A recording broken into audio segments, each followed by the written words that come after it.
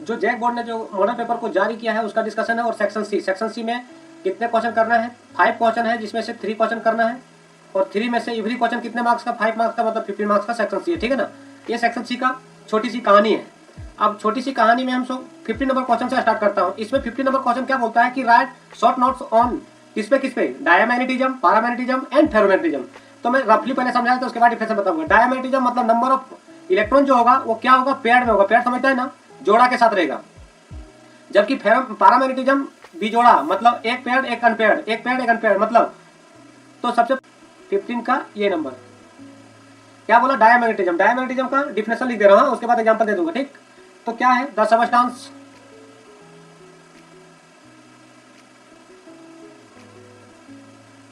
Substance which is repelled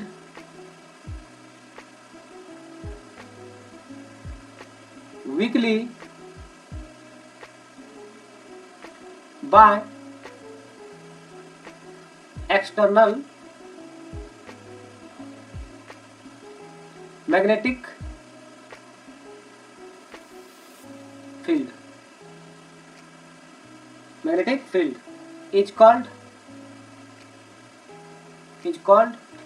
diamagnetic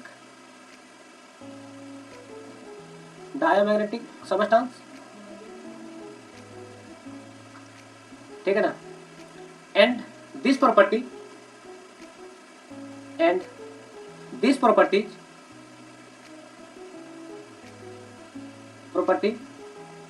is diamagnetism.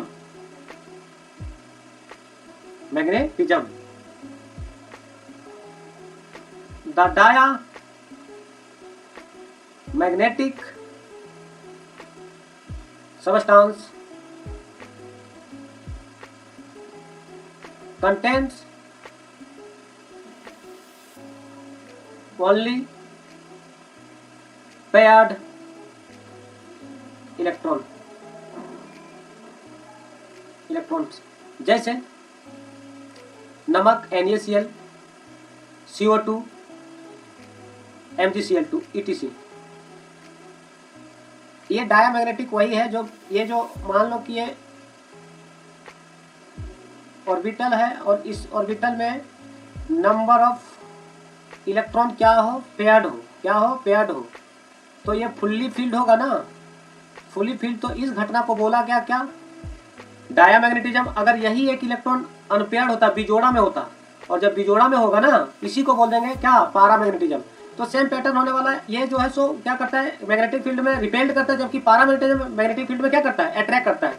तो बस इसी फील्ड को, इसी चीज को बी ऑफ 15 का बी लिखने वाला हूँ, ठीक है ना। तो सेक्शन बी 15 का बी नंबर क्या है, पैरामैग्नेटिज्म ये होता है कि इसका सेम वही डिफिनेशन है। The paramagnetic substance one or more unpaired electron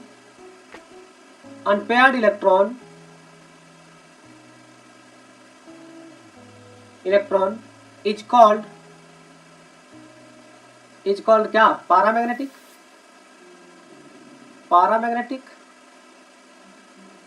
and this property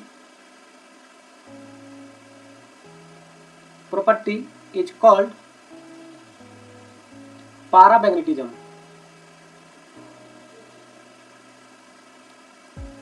ठीक है ना। और ये जो होगा हमेशा the paramagnetism substance contains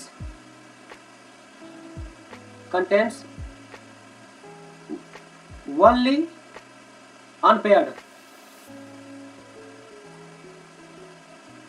electron.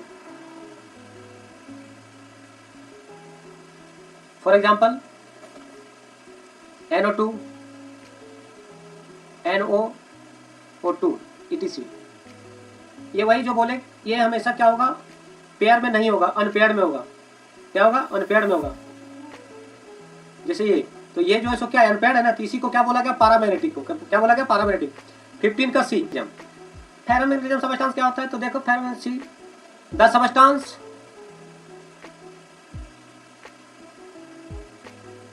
Substance in which the magnetic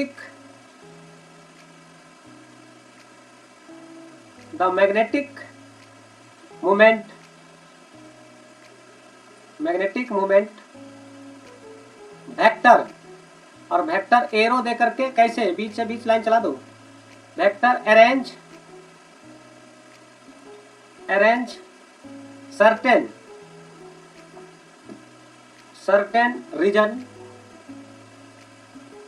reason या डोमेन इज कॉल्ड क्या?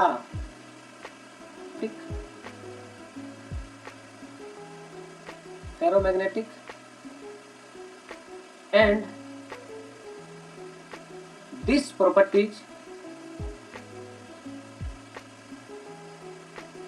property is called ferromagnetism.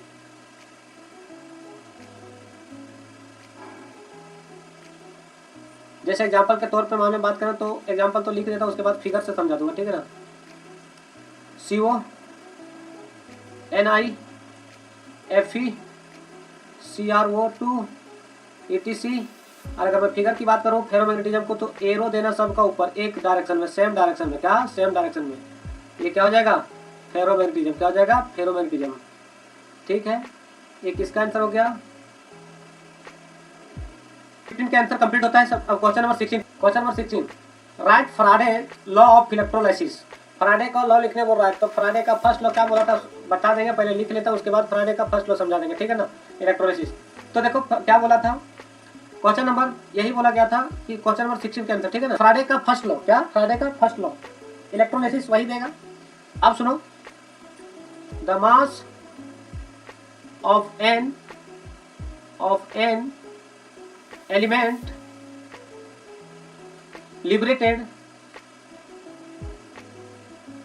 liberated at an electrodes during electrolysis is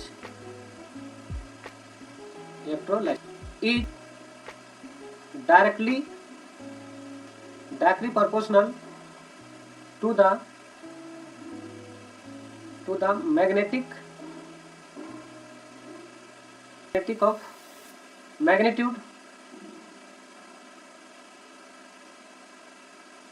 magnitude of electric charge passed the electrolytic cell। क्या बोला गया? सुनो, the mass of an element liberated at an electrode during electrolysis is directly proportional to the of electric charge pass through the electrolytic cell. मतलब ये कह रहा है कि जितना चार्ज, मतलब मास इज डायरेक्टली प्रोपोर्शनल किसका? चार्ज का। क्यू, यहाँ क्यू क्या है? चार्ज। अब हम लोग जानते हैं क्यू को हटाएंगे, मतलब इसको डायरेक्टली प्रोपोर्शनल हटाएगा तो जेड आएगा, Z into Q.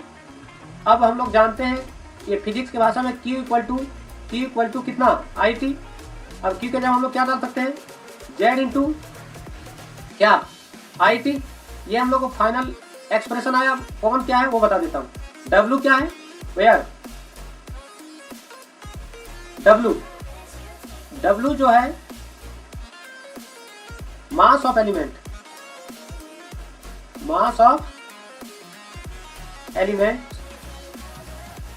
Liberated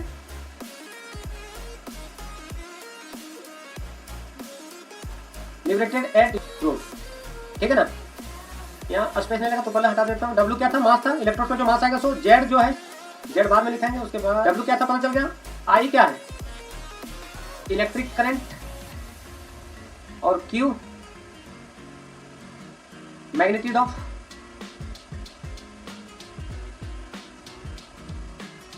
of electric charge. I पता चल गया, टी पता चल गया, जेड जो है सो हम लोग को पता है प्रोपोर्शनलिटी कांस्टेंट है, ठीक है ना। बारे में बता देता हूँ, रुक जाओ, पहले जेड लिखा देता हूँ, उसके बाद कांस्टेंट। और टी जो है सो टाइम है, वो भी किस में, सेकंड में। ये था फ्राडे का फर्स्ट लॉ, मतलब फ्राडे का लॉ ऑफ इलेक्ट्रोलाइसिस, ठीक है ना। तो याद रखना है कि W equal to Z into I into T. और W क्या था, मास था, जो इलेक्ट्रोड पे मास डिपोजिट होगा सो। I क्या था, करंट था, T क्या था, टाइम था, और Z क्या है, प्रोपोर्शनलिटी कांस्टेंट। ये हम लोग को फाइनल एक्सप्रेशन आता है। क्वेश्चन नंबर 16 का ये कंप्लीट हुआ। क्वेश्चन नंबर 16 का बी,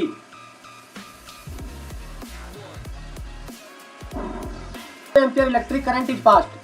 2 एम्पियर मतलब I दे दिया है कितना, 2 एम्पियर, और current pass through aqua solution of copper chloride. Copper chloride मतलब CuCl2, डिसोसिएट कर दो, कॉपर 2 प्लस और Cl माइनस, ठीक है ना। तो अगर मैं N की बात करूं तो यहाँ 2 आएगा, क्योंकि इसका ऊपर कितना चार्ज है, 2 चार्ज है ना, 2 प्लस चार्ज, इसलिए N का वैल्यू कितना जाएगा, 2। क्यों आएगा, उसके बाद कहाँ पे इस्तेमाल होगा, इसके बारे में भी हम यहाँ N का वैल्यू लिख लेंगे, इस्तेमाल होगा N का वैल्यू, ठीक है ना। अब देखो N पता चल गया, टाइम दे दिया है, और जो टाइम लेना उस मिनट में दिया है, किस में दिया है, इसको सेकंड में चेंज करो तो 30 इंटू 60, 30 इंटू 60,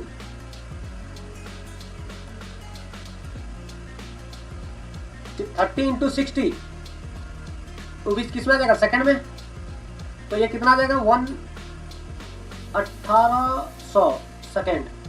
ये पता चल गया। और हम लोग जानते हैं फ्राडे का फर्स्ट लॉ के हिसाब से क्या जानते हैं, क्या, और फ्राडे का वैल्यू हम लोग जानते हैं 96,500। ये फिजिक्स में बताएगा, और नहीं जानते तो लिख लो। F का वैल्यू कितना, 96,500। तो देख लो इधर, लगाओ फ्राडे का first law, W equal to क्या, Z into I into T. अब एक बात सोचो, W इक्वल टू मास ही पूछा है, deposited at cathode, what amount of copper will deposit at cathode. W equal to Z को हम लोग भी कुछ ऐसे लिख सकते हैं, A/NF into I into T. तो Z equal to atomic number upon NF। ये एक्सप्रेशन क्लास में लिखाया गया होगा, नहीं लिखाएगा तो अब ये देख लो। ये क्या है बता देता हूँ, ये एटॉमिक मास है, और N जो चार्ज यहाँ चेंज होगा, कॉपर के ऊपर कितना +2, तो N का वैल्यू 2 हो जाएगा। फ्राडे का वैल्यू 96,500, तो वैल्यू पुट कर दो, हम लोग का आंसर आ जाएगा। तो देखो मैं ऊपर क्लियर कर देता हूँ, क्योंकि यहाँ पे लगा कॉपर को हम लोग जानते हैं, नहीं दिया यहाँ पे, लेकिन कॉपर को हम लोग जानते हैं। कॉपर का वैल्यू कितना होता है, एटॉमिक मास 63.5 ग्राम पर मोल। तो सेट करो W equal to 63.5 upon N का वैल्यू 2 इंटू 96,500 इंटू I का वैल्यू कितना एम्पियर था, 2 एम्पियर इंटू 1800। इसको जब सॉल्व करेगा 1 पॉइंट, इसको सब भागा करने पर 1.18 ग्राम, ये हम लोग को फाइनल आंसर, ठीक है ना। यही पूछा था, मास डिपॉजिट कितना होगा, हाउ अमाउंट। तो एक होता है 60 number complete. Question number 17, draw the structure of following compounds. तो इसका स्ट्रक्चर हम लोग ड्रॉ कैसे करेंगे, इसको क्लास में ही बता दिए थे, और वहां भी इंपॉर्टेंट बता दिए थे, फिर से आ गए लोग। तो क्वेश्चन नंबर 17 का ये कौन सा, ये देखना कितना मजाकिया फिगर बनाएंगे इसका, ठीक है ना। लिखना यहाँ P मतलब फास्फोरस, और यहाँ डबल बॉन्ड देना है, और ऊपर में वो चिपका देना है, ठीक है ना। अब एक कितना ऑक्सीजन बचा हुआ है, 4 ऑक्सीजन, 4 था जिसमें से एक जा चुका है, और एक फास्फोरस जा चुका है, फास्फोरस खत्म है, ठीक है ना। तो बचा 3 हाइड्रोजन। हाइड्रोजन को प्यार से पहले लगाओ, लगा दिया, बोला ठीक। अब बताओ हाइड्रोजन 3 है तो 3 लगा दिया, इधर भी लगा दिया, और इधर भी लगा दिया। अब कितने ऑक्सीजन, 4 था जिसमें से जा चुका है, तो एक यहाँ लगाओ, एक यहाँ लगाओ, और एक यहाँ लगाओ। ये किसका, H3PO4 का स्ट्रक्चर बन गया। अब इसी का ये था, इसी का B देखो, BH3PO3, H3PO3 P लिखो, डबल बॉन्ड दो, वो दो, बोला ठीक। हाइड्रोजन कितना, 3, ऑक्सीजन को बाद में देखेंगे, ऑक्सीजन हमेशा बाद में देखते हैं। हाइड्रोजन 3 लगाओ, 1 2 और 1 3। अब इसमें बताओ ऑक्सीजन कितना, 3 था जिसमें से एक जा चुका, बचा 2, तो एक इधर लगा दो, एक इधर लगा दो। एक इसका फिगर बन गया B का, H3PO3 का। सेट इसका C मतलब PCl3 है, या PCl5 है। PCl5 P लिखना है, डबल बॉन्ड अब नहीं बनेगा, फास्फोरस 5 बॉन्ड बनाता है, 5 दिया है, इसका मतलब एक बॉन्ड इधर, एक बॉन्ड इधर, एक बॉन्ड इधर और एक बॉन्ड इधर। तो इसको देखो Cl यहाँ 1 2 3 4 और 1 5, ये किसका फिगर बन गया रे? PCl5 का। अब एक बात बता, PCl5 का तो फिगर समझ में आ गया, ये कौन सा C था।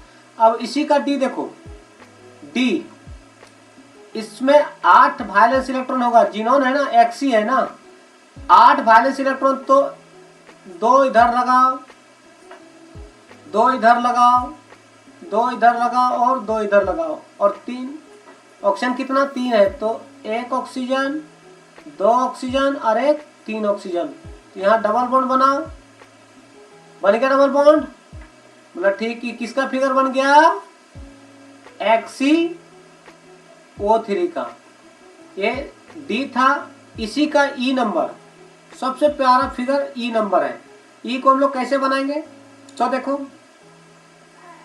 Xe लिखना है, इसको मैं E नंबर, E क्या बोल रहा है?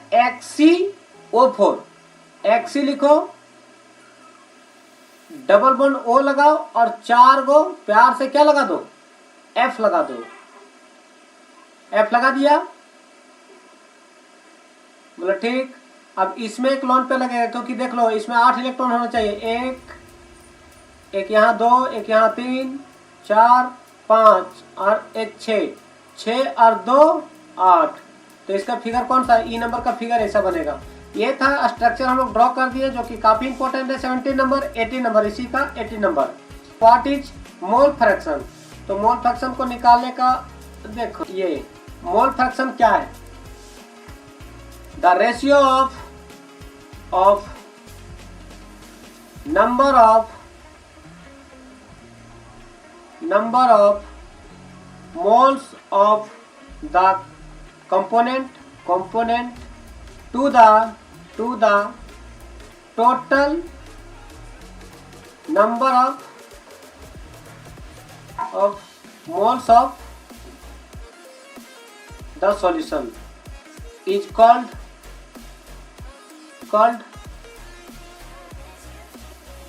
mole fraction.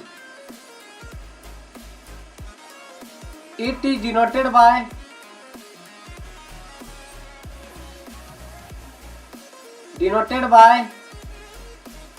चाय। चाय मतलब इसको ऐसे ही लिखते हैं, जो पढ़ना है वो पढ़ लेना, एक्स लिख देता हूँ, ठीक है ना। इट इज डिनोटेड बाय चाय। ये था किसका डिफिनेशन? मोल फ्रैक्शन का। अगर मैं बात करूँ ना, एक कंटेनर है, एक लाइन में अगर समझाना चाहूँ तो देख लो क्या बोल रहा है। सो एक कंटेनर है, इस कंटेनर में 2 कोई को मिलाया गया, कौन कौन? A और B। अब A और B मिलाया गया तो A का कुछ ना कुछ मोल होगा, B का भी कुछ ना कुछ मोल होगा। अगर मोल, किसका मोल निकालना? मोल फ्रैक्शन अगर A का निकालना है तो जिसको निकालना उसका मोल ऊपर, अपॉन कंटेनर में कौन कौन है, A और B, दोनों को मोल से डिवाइड कर दो, यही है मोल फ्रैक्शन। यही है मोल फ्रैक्शन, अगर एक लाइन में समझाऊं तो। और वही डिफरेंशन भी लिखा हूं, वही लिखा हूं, देखो इधर, the ratio of number of moles of the component to the total number of moles of the solution is called क्या? Mole fraction. तो ये था मोल फ्रैक्शन का डिफिनेशन। और 18 नंबर का, ए का नंबर 18 का ये था सॉल्यूशन। अब 18 ये कंप्लीट होता है। 18 का 10% क्या? 10% W/W, मतलब what is the mole fraction of glucose in 10% W/W glucose solution. कोई कंटेनर है, कंटेनर से ही समझाएंगे, ठीक रहेगा। इस कंटेनर में क्या है? 10% W/W। W/W का मतलब ये होता है, इसमें 2 कोई है, एक वाटर है और एक ग्लूकोज है, ठीक है ना। यहाँ पे ग्लूकोज सॉल्वेंट है, वाटर सॉल्वेंट है, सॉल्वेंट तो समझ में आ रहा होगा, और ये सॉल्यूट है। ये क्या है? सॉल्यूट है, ठीक है ना। तो थोड़ा सा हल्का सा क्लियर करके लिख देता हूँ। यहाँ 2 कोई है, वाटर है और ग्लूकोज है। वाटर तो सॉल्वेंट होगा क्यों? क्योंकि लार्ज मास में, लार्ज अमाउंट में है, और ग्लूकोज सॉल्यूट होगा। क्यों? क्योंकि लेस अमाउंट में, ठीक है ना। तो अगर मैं बात करूं W/W का मतलब ये होता है, अगर मतलब की बात करूं, सॉल्यूशन करने की बात करूं तो W/W मतलब जो ग्लूकोज है ना वो 10 ग्राम है, कितने में से? 100 ग्राम में से। मतलब अगर एक लाइन लिख दूं ना, एक छोटा सा मतलब लिख देता हूं कि W/W क्या बताता है, 10% W/W मीन्स मतलब क्या 100% सॉल्यूशन में क्या present in 10 gram of glucose. कहने का पर्पस ये है, तात्पर्य यह है कि जो 10% है उसमें से 10% ग्लूकोज है। कहने का मतलब ये था। तो मतलब mass of glucose, mass of glucose कितना? 10 होगा। 100 में से 10% ग्लूकोज है, मतलब 100 ग्राम रहेगा। बोला ठीक।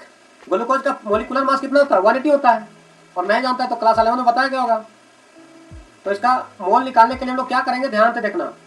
Number of moles of glucose, mass 10 gram upon molecular mass. Molecular mass किसका? ग्लूकोज का 180 ग्राम पर मोल। ये ग्राम से ग्राम कैंसिल, 1 शून्य से 1 शून्य कैंसिल, और 1/8 को जब डिवाइड करेगा तो 0.05 मोल आएगा। ठीक है, ये क्या निकालनी है? मोल निकालनी है। क्या निकाले? मोल किसका? ग्लूकोज का। अब वाटर का निकालो, जो सॉल्वेंट था तो निकालो वाटर का। तो मास ऑफ सॉल्वेंट या mass of water, mass of water कितना? 90 ग्राम। ऐसा क्यों? क्योंकि 10 ग्राम ग्लूकोज था, तो 100% में 10 ग्राम ग्लूकोज था। इसका मतलब 90 ग्राम क्या होगा? वाटर तो होगा। इसका मतलब नंबर ऑफ मोल्स ऑफ क्या? वाटर। तो क्या 90 बटे वाटर का मोलिकुलर मास कितना? गिवन मास बटे मोलर मास 18, मतलब कितना गया? 5 आ गया, 5 मोल आ गया, 5 आया। अब हम लोग को निकालना क्या है? ग्लूकोज का मोल फ्रैक्शन निकालना है। ग्लूकोज का मोल फ्रैक्शन, तो मोल फ्रैक्शन निकलेगा कैसे? ऐसे नंबर ऑफ मोल तो निकल गया। अब निकालो मोल फ्रैक्शन। क्या निकालो? Mole fraction. और मोल फ्रैक्शन कैसे? चाय, चाय कैसे? ऐसे। यही तो मोल फ्रैक्शन है। किसका? ग्लूकोज का। ग्लूकोज का इक्वल टू कैसे निकालेंगे? जिसका निकालना उसका मोल ऊपर, मतलब ग्लूकोज का मोल ऊपर अपन टोटल मोल। टोटल मोल मतलब ग्लूकोज भी है और वाटर भी है, तो दोनों को मोल से डिवाइड कर दो, प्लस क्या? वाटर। कंटेंट में दोनों को ही होगा ना, ग्लूकोज और वाटर। मोल दोनों मोल से डिवाइड कर दो। इसका मोल, ग्लूकोज का मोल कितना आया? 5 मोल आया। बोला ठीक। अपॉन ग्लूकोज का 5 प्लस कितना? वाटर का कितना आया था? 0.05 मोल। अब सुनो, इसको जब ऐड करेगा, गुना भागा सब जितना भी करके निभाएगा, इसका भागा होगा देने पर कितना आएगा आंसर पता है तुम लोग को? इसको दे लेना, भागा देने के बाद आएगा तुम्हारा 0.011। This is final answer. Okay, ये क्वेश्चन नंबर 18 कंप्लीट हो जाता है, ए और बी दोनों। अब 19 पे चलता हूँ, इस सेट का लास्ट एंड फाइनल। उसके बाद हम लोग कुछ नेक्स्ट देखेंगे। Question number 19, identify P Q R S and T in the following reaction. Last and final question है, ठीक है ना। तो हम लोग इसको सॉल्व कैसे करेंगे वो देखो। ए नंबर का सॉल्यूशन करो, ठीक। CH3 C double bond OH plus SOCl2 के साथ रिएक्शन करवा रहा हूं ना। तो एक बात सोचो, जब SOCl2 के साथ रिएक्शन करवा रहे थे तो CH3 C double bond O, और जब यहाँ Cl है ना तो यहाँ Cl चिपक जाएगा और OH निकल जाएगा, बाकी बात यहाँ से OH शिफ्ट कर जाता है, ठीक है। अब इसी को, इस रिएक्शन को किसके साथ? H2PD BaSO4। ये है रोजन मोन रिएक्शन। कौन सा रिएक्शन है? रोजन मोन रिएक्शन, ठीक है ना। क्या होता था? ये माइनस में और ये वाला प्लस में। हाइड्रोजन एक तो तोड़ो प्लस में और एक तोड़ो माइनस में। अगर दोनों सेम रहेगा तो किसी को तोड़ो प्लस में, किसी को माइनस में, कोई दिक्कत नहीं है। ये किसके साथ चला जाएगा? देखो इधर, प्लस माइनस के साथ, प्लस माइनस के साथ मतलब HCl निकल जाएगा। क्या निकल जाएगा? HCl निकल जाएगा, plus CH3 C double bond O, और यहाँ क्या जाकर, यहाँ प्लस है तो यहाँ क्या चिपक जाएगा जाके? माइनस वाला। तो मतलब क्या बन गया? एल्डिहाइड बन गया। क्या बन गया? एल्डिहाइड बन गया। इसी रिएक्शन को बोला गया क्या? रोजन मोन रिएक्शन। 19 नंबर का ये सॉल्यूशन कंप्लीट हो जाता है। अब इसी का बी चलते हैं। किसका क्या चलते हैं? बी डायरेक्ट बोल देता हूँ, ये HVZ रिएक्शन है, ठीक है ना। HVZ रिएक्शन ये अपना कॉपी में डायरेक्ट लिखा दिया होगा। तो इसमें ये क्या होता है, अल्फा कार्बन पे अटैक करता है, ठीक है ना। तो इसको जाकर बी नंबर से अपने नोट्स में मैच करना, ठीक है ना। अब सी को डायरेक्ट बताता हूँ। ये जिंक अमलगम है, सी नंबर क्या है, जिंक अमलगम के साथ रिएक्शन है। तो देखो एक जिंक अमलगम का रिएक्शन था जो पढ़ाया गया होगा, किलीमेंसन रिएक्शन। नहीं पढ़ा तो आप देख लो, ठीक है ना। किलीमेंसन रिएक्शन कैसे निकालेंगे वो देखो, ध्यान से देखो इधर। किलीमेंसन रिएक्शन ये कुछ नहीं करता है, बहुत खतरनाक उपाय लगाता है ये क्या करता है पता है।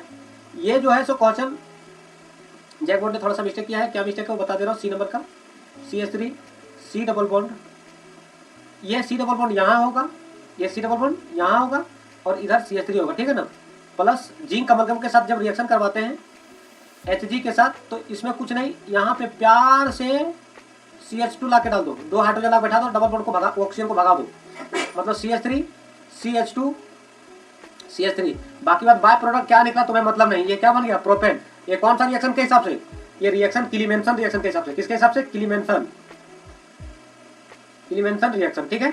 अब ऑप्शन नंबर डी है, ये कुछ नहीं बोलता है, ये यही बोलेगा डी। CH3 एल्डिहाइड ग्रुप है और हम लोग एल्डिहाइड को तोड़ने में बहुत ही एक्सपर्ट हो चुके हैं। HCN है, आओ करो रिएक्शन। ये ऑक्सीजन माइनस में, इसका पोटेशियम प्लस में, ये हाइड्रोजन प्लस में। ये बचपन से जानते आ रहा है, नहीं जाना है तो सीख लो मेरे से। H प्लस में Cl माइनस में, ये किसको प्यार करेगा, वो माइनस वाला इसको प्यार करेगा, ले आओ बुलाओ। और ये किसको, इधर। तो CH3 COH और ये H रहेगा और ये Cl कहाँ चल जाएगा, नीचे। ये दिस इज फाइनल आंसर। और ये हम लोग मॉडल सेट कंप्लीट होता है। चैनल को सब्सक्राइब करें और शेयर करें।